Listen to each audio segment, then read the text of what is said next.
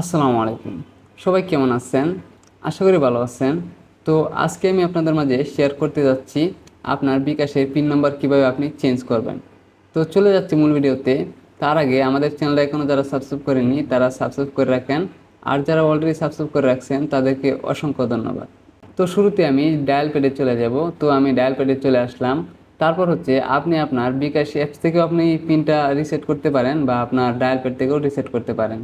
তো আমি dial pad থেকে দেখাচ্ছি। আমি এখান থেকে লিখে নিব *247#। তারপর এটা লিখে আমি ডায়াল করলাম। তারপর এখানে আপনার যদি দুইটা সিম থাকে, দুইটাই শো করবে। আপনার যে সিমটা দিয়ে বিকাশ করা সেই সিমটা এখান থেকে সিলেক্ট করে নেবেন। তো আমি সিলেক্ট করে নিলাম। তো সিলেক্ট করে নেওয়ার পর আপনার এরকম ইন্টারফেস চলে আসবে। নিচে দেখেন 9 নম্বরটা লেখা আছে মাই বিকাশ। আপনি এখানে 9 লিখে দিবেন। তো আমি এখানে 9 লিখে দিচ্ছি। তারপর এখান থেকে সেন্ড বাটনে আমি ক্লিক করব। তো সেন্ড বাটনে ক্লিক করার পর এরকম ইন্টারফেস চলে আসবে।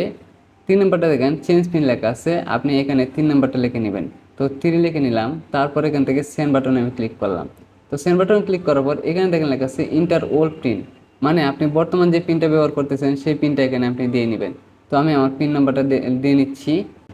তারপর এখান থেকে সেন্ড বাটনে আমি ক্লিক করলাম।